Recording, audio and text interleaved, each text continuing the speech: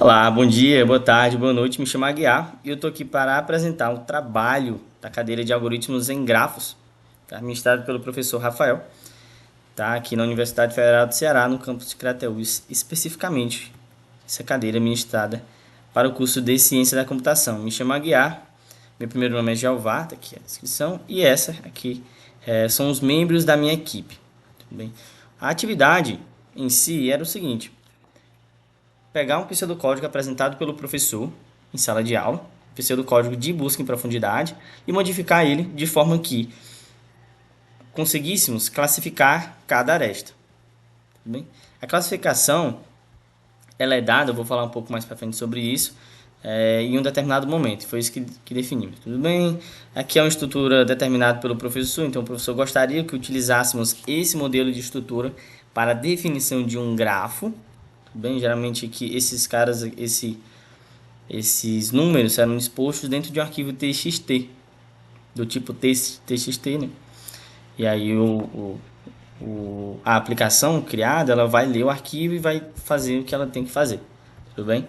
Aqui vou escrever um pouco mais, né? Aqui no relatório, nós tivemos a disposição de algumas reuniões, definimos, principalmente aqui a solução encontrada é que, estando em um vértice U, quando o vértice U enxerga, né, quando o sistema, estando no vértice U, enxerga um vértice V que é adjacente a U, como é que ele faz a classificação? Ele analisa, a depender da cor de V, do vértice V, se ele for branco, essa aresta ou V será de árvore. Se for cinza esse vértice V, essa aresta ou V é de retorno. Se a cor for preto e o tempo de descoberta de U for menor do que o tempo de descoberta da aresta V, é uma aresta direta, e do contrário será uma aresta de cruzamento.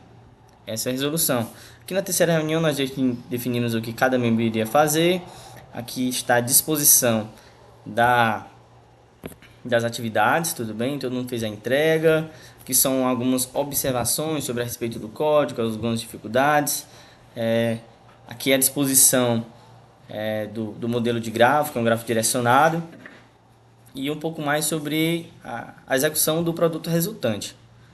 Tudo bem? Que foi disposto uma sequência de observações sobre os testes realizados, sobre grafos em diferentes perspectivas. Tudo bem? Mas vamos lá falar um pouco sobre a implementação. Em relação à implementação em si, dividimos em duas partes. Tudo bem? Existe essa implementação aqui, que é a implementação secundária, específica para busca em profundidade, e a aplicação main, tá? Então, aqui na main, o que vai acontecer? O usuário vai executar a main vai buscar os arquivos que estão no mesmo diretório, arquivos do tipo txt, tudo bem? Ela vai mostrar um menu, o menu vai dispor os números respectivos para cada um, o usuário vai selecionar qual arquivo ele quer fazer a execução naquele momento, vai executar, e aí o sistema vai executar o algoritmo sob esse grafo, vai retornar, vai imprimir a classificação para cada aresta e vai também definir aqui o tempo para cada uma, né? Que é um detalhe que o professor quis definir aqui, que pediu, né? E aqui o detalhe, né? Como é que a gente mede a execução de tempo? Aqui eu utilizei, como eu já falei, eu utilizei a biblioteca Time, nativa do Python. E o que ela faz? Ela basicamente aqui, ela permite que eu saiba o momento exato antes da execução e o momento exato após a execução de cada algoritmo, né? Para cada grafo. E é isso que ele faz. Eu meço a diferença e a diferença disso eu imprimo aqui em segundos, esse tempo em segundos, tudo bem? É isso que acontece.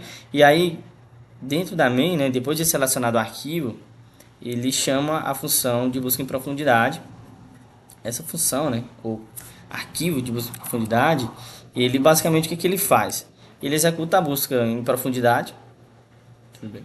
Ele executa a busca em profundidade e já classifica, né, exatamente naquele ponto que nós havíamos definido. A depender da cor, branco, cinza ou preto, e dentro de preto, ele medindo as classificações de profundidade, na verdade de tempo de descoberta, ele assim define se vai ser de direita, de direta ou de cruzamento, aquela aresta. Tudo bem? Ok, eu vou mostrar um pouco sobre a execução desse programa. Eu estou aqui dentro do diretório, projeto. Vou dar uma limpada na tela e vou executar, chamar a aplicação principal, a main. Tudo bem? Quando eu chamo ela, eu mostro aqui o menu. Esses são os grafos, tudo bem? Esses grafos iniciais aqui são grafos mais simples, ou seja, com um número menor de arestas, com um número menor de vértices, tá? Esses aqui, que tem um 500 na definição, eles são grafos que possuem exatamente 500 vértices. E logo em seguida eu defino também, pela nomenclatura, a quantidade de arestas para cada vértice.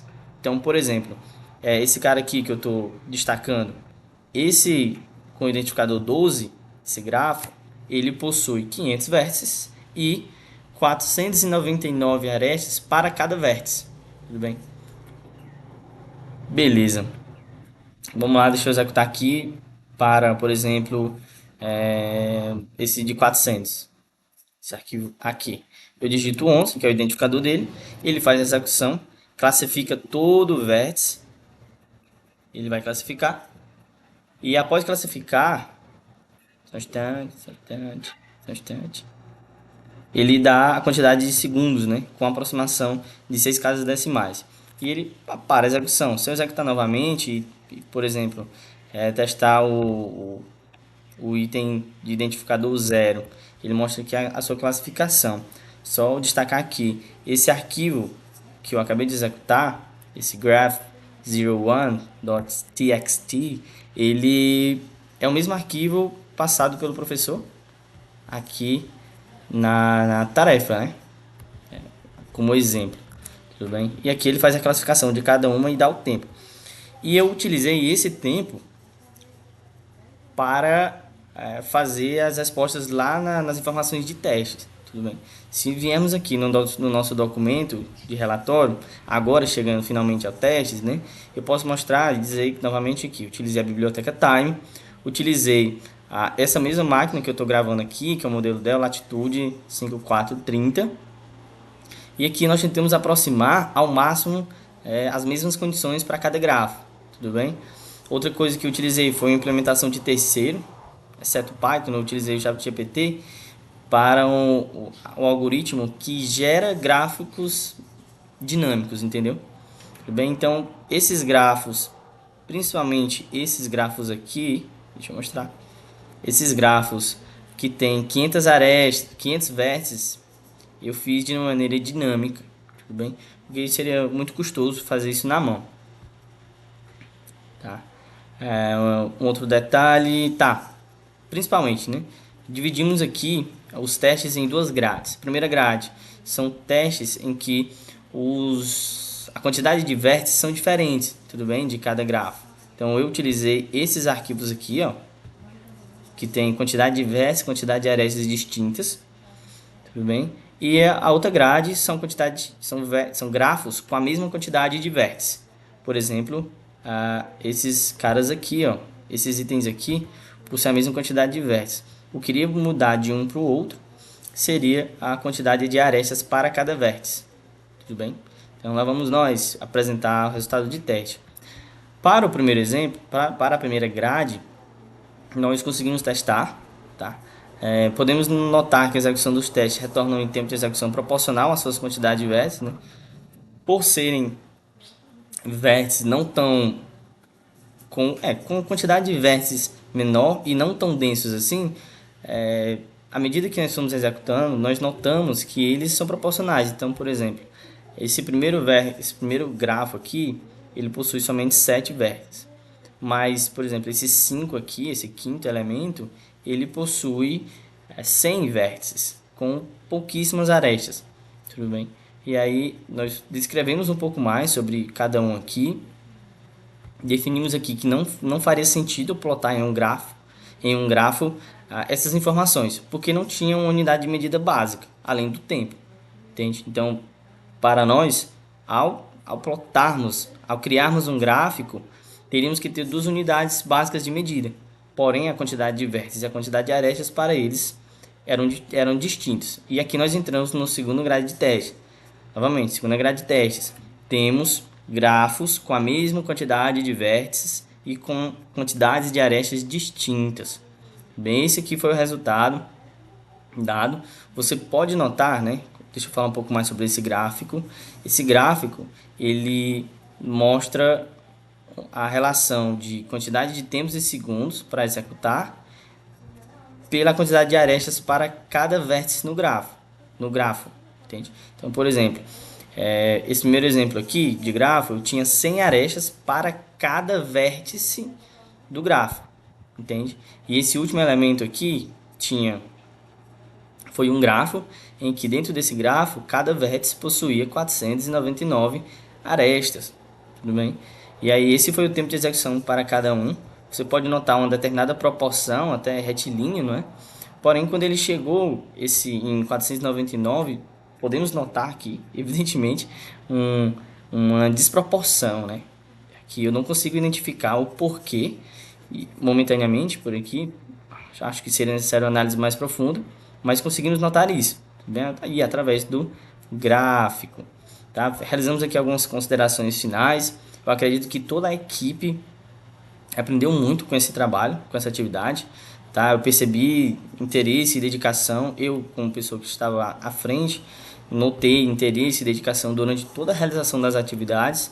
E por fim, né, agradecer ao professor pela oportunidade e dizer que nós alcançamos, acredito que alcançamos com êxito, o que foi solicitado nessa cadeira. É isso, muito obrigado. Excelente dia, tarde, noite. É isso. E tchau, tchau.